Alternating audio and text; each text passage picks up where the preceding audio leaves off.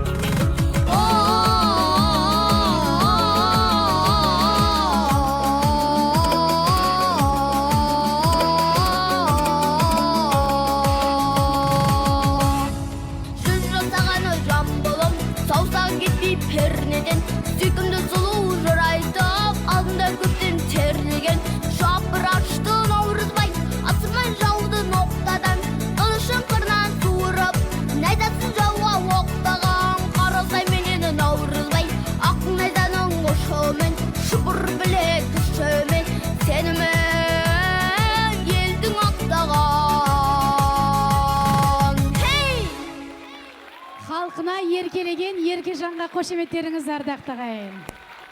Жалпы, бүгін қазақ зиялылары, тұлғаларымыздың барлығы осы жерде екен ғой. Алтын Махамбетова, қошеметтеріңіз. Әнші болғым келеді жобасының авторы, продюсері.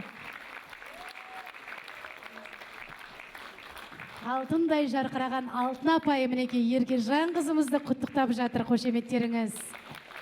Қазақ өнерінің жанашырлары, қазақ өнерінің қаймақтары бүгін үш қоңырда жүр екен. Тамаша, жалпы тіл көзім тасқа, Еркежанның өнеріне қандай баға береміз? Қошеметпен көрсетіп қояйықшы. Тіл көзім тасқа.